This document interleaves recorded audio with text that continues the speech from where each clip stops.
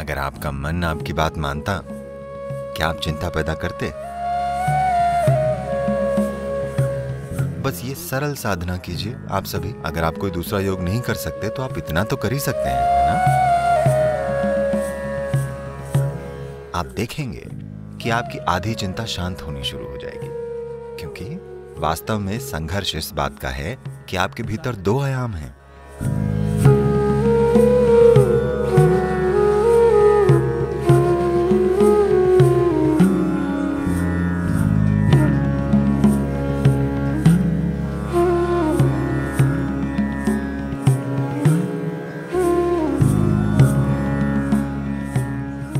अगर आपका मन आपकी बात मानता, क्या आप चिंता पैदा करते?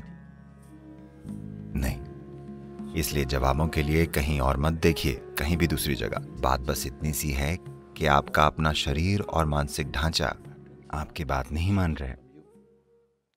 तो आपने बहुत सी बातें कही, मैंने कोशिश की, और ये पूरी कैलिफोर्निया में जो बड़े बड़े शब्द घूम रहे हैं, खासतौर पर उसे सरेंडर करने के बारे में, इसे जाने देने के बारे में, ऐसी किसी चीज ने एक भी व्यक्ति के लिए काम नहीं किया है कभी भी।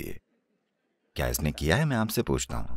आपको चिंता है, उसे जाने देने की कोशिश कीजिए। क्या ये चली जाती है? यहां तक कि फ्लू भी, कमबख्त फ्लू तक नहीं जाता। हाँ या ना? साधारण सी सर्दी भी नहीं जाती। आप कहते हैं जाओ, क्या ये चली जाती है? इसलिए हमें समर्पण के इन सजावटी चक्करों में नहीं पड़ना चाहिए। ये सब इधर उधर की बातें हैं। कोई नहीं जानता कि समर्पण क्या है, क्योंकि जब ऐसा होगा तो आपको पता ही नहीं चलेगा कि ऐसा हुआ है। आप ऐसा नहीं कर सकते, मैंने समर्पण कर दिया, ये कैसे संभव है? तो उन चीजों को छोड़कर, खास तौर पर जैसा मैंने कहा है, आपने यूजर मैनुअल को नहीं पढ़ा है कि ये कैसे काम करता है। हमें इस पर ध्यान देना होगा। ये सिस्टम इस तरह से बना है कि अगर आप अपना हाथ ऐसे रखें तो ये एक तरीके से काम करेगा, अगर आप ऐसे करें तो ये दूसरी तरीके से काम करेगा। ये एक अद्भुत प्रक्रिया है। अगर ये कोई सरल चीज होती तो हम इसे छेनी हथौड़ी से कूट पीट कर सही आकार में ले आते, ठीक है? ये बहुत ज्यादा परिष्कृत है। ये मशीन असाधारण रूप से जटिल है। ये जिस चीज के लिए बनी है उसे उस तरह इस्तेमाल करने के लिए व्यक्ति को एक निश्चित तरह का ध्यान देने की जरूरत है, वरना यह खुद को अस्त व्यस्त कर लेगी। अब कई कारक हो सकते हैं, जेनेटिक कारक हो सकते हैं, सामाजिक कारक हो सकते हैं, कुछ पालन पोषण के मुद्दे हो सकते हैं, तमाम तरह की चीजें हैं। पर अपनी समस्याओं के लिए इनमें से किसी भी चीज को कारण मत ठहराइए। जरूरी बात बस ये है, आप अपने मन को वैसे नहीं रख पा रहे हैं जिस तरह से आप उसे चाहते हैं। आपकी बस यही समस्या है ना? जिस पल आप कारण देते हैं कि मैं ऐसा इसलिए हूं क्योंकि मेरे पिता ऐसे थे, मैं ऐसा इसलिए हूं क्योंकि मेरे दादा की जेनेटिक्स ठीक नहीं थी, तो समझिए आप खत्म हैं। क्योंकि अब हम उन व्यक्तियों को बदल नहीं सकते। Yes. अब आप कोई अलग पिता या दादा नहीं चुन सकते, अब वो बीत चुके हैं।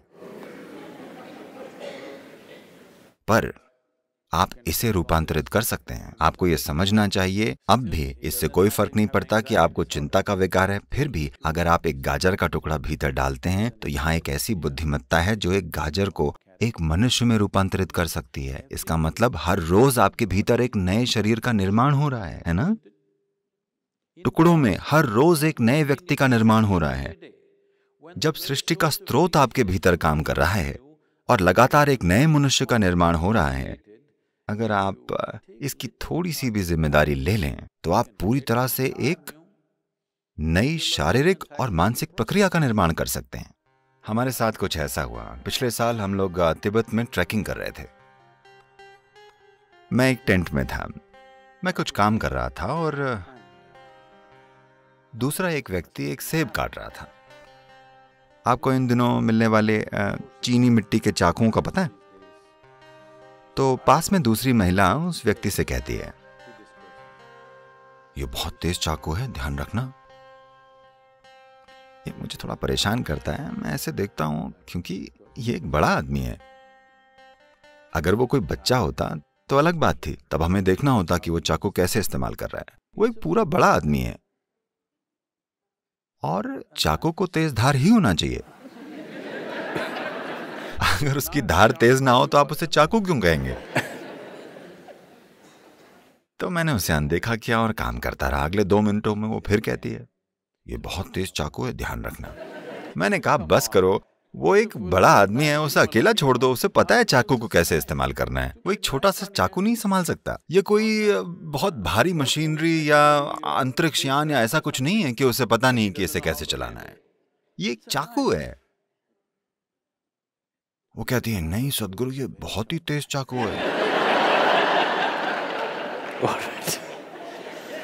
और मैं जो कर रहा था वो करता रहा। अगले 2 मिनटों में वो उससे फुसफुसाती है, बहुत ध्यान रखना, ये बहुत तेज है। और अगले 2 मिनटों में वो अपनी उंगली काट लेता है। उसके बाद मैंने हार मान ली। ठीक, यही सब हो रहा है जीवन के साथ, यही सब हो रहा है। आपके पास एक बुद्धि है जिसके लिए आपके पास कोई पर्याप्त स्थिर आधार नहीं है, या दूसरे शब्दों में आपके पास एक तेज चाकू है। माफ कीजिएगा, बहुत ही तेज चाकू। A very sharp knife in your hand, but your hand is not steady. आपके हाथ में एक बहुत ही तेज चाकू है, पर आपका हाथ स्थिर नहीं है। जरा देखिए, ये आपका ही मन है जो सारी पीड़ा पैदा कर रहा है ना? हाँ या नहीं? तो आपके पास है बहुत तेज चाकू है, ये जितना धारदार होगा उतना ही आप खुद को काट लेंगे। तो हमें चाकू को कुंद नहीं करना है, हमारे पास बस एक स्थिर हाथ होना चाहिए, है ना? इसके बारे में कुछ नहीं किया गया है। लोग इन तमाम शांतिकर दवाओं और बकवास के साथ जो आप लेते हैं, उससे चाकू को कुंद करने की कोशिश कर रहे हैं। चाकू को कुंद करना हल नहीं है, क्योंकि अगर आप अपने होने की संभावना को ही कम कर देते हैं तो सब ठीक होगा। अगर हम आपका आधा दिमाग हटा दें तो आप काफी शांत रहेंगे, क्योंकि चिंता पैदा करने के लिए थोड़ा दिमाग लगता है। अगर हम सचमुच में आपका आधा दिमाग हटा दें तो आप काफी शांत रहेंगे और आप असल में खुश भी रहेंगे। आपको कुछ भी परेशान नहीं करेगा, आप ठीक हैं। सही है ना? पर यह वो नहीं है जिसे हम खोज रहे हैं।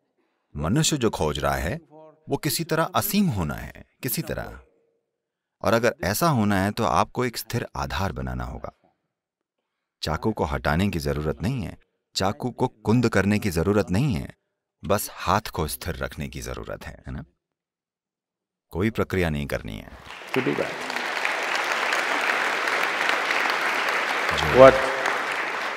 इनर इंजीनियरिंग का, योग का बस यही अर्थ है। जब मैं योग कहता हूं, कैलिफोर्निया में रहने की वजह से उन सभी असंभव मुद्राओं की कल्पना मत कीजिए।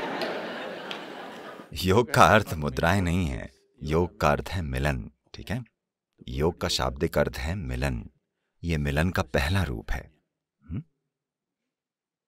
आपका दायां और बायां, इसे योग में पिंगला और ईड़ा कहा जाता है। यह आपके भीतर पौरुष और स्त्रैण है। इन्हें बस एक साथ कर दें। आप बस ये सरल साधना कीजिए। अगर आप दूसरा कोई योग नहीं कर सकते तो इतना तो कर ही सकते हैं ना? आप ऐसा कीजिए जो आपके जीवन से संबंधित हो। ये चढ़ता हुआ सूरज हो सकता है। सूरज ऊपर आ रहा है। सूरज के ऊपर आए बिना इस ग्रह पर आपका अस्तित्व ही नहीं होता है ना? आपके भीतर जीवन की गर्माहट सिर्फ इसलिए है क्योंकि सूरज ऊपर आता है। पेड़ का ऑक्सीजन छोड़ना और उसके लिए आप कार्बन डाइऑक्साइड छोड़ते हैं और ये अदला बदली हो रही है। इसके बिना आप जीवित नहीं होते हैं ना? इसकी ओर कुछ इस तरह से देखिए, जो भोजन आप खाते हैं, सूरज, जिस धरती पर आप चलते हैं, जिस हवा में सांस लेते हैं, जो पानी पीते हैं, जो लोग आपके आसपास रहते हैं, इनमें से कुछ भी चुन लीजिए। बस ये कीजिए, आपके दाएं और बाएं को पूरी तरह एक साथ कर दीजिए। इस तरह नहीं, इस तरह नहीं, बिल्कुल सीधे। ठीक है? बस किसी ऐसी चीज की ओर देखिए जो आपके लिए सच में मायने रखती है। शायद सूरज, शायद आकाश, शायद बादल, शायद एक पेड़ या कोई व्यक्ति, शायद एक बच्चा, एक जानवर, कोई मायने नहीं रखता कि क्या। बस उसकी ओर देखिए। लगातार 10-12 मिनटों तक दोनों हाथों को जोड़े रखिए। आप देखेंगे कि आपकी आधी चिंता शांत होनी शुरू हो जाएगी। क्योंकि वास्तव में संघर्ष ये है कि आपके भीतर 2 आयाम हैं। मैं इसके विस्तृत विवरण में नहीं जाना चाहता, क्योंकि योग, शरीर विज्ञान इसके बारे में विस्तार से बताता है। लेकिन सरल शब्दों में कहें तो आधुनिक चिकित्सा विज्ञान आपको बता रहा है कि एक दायां दिमाग है और एक बायां दिमाग है। ठीक है?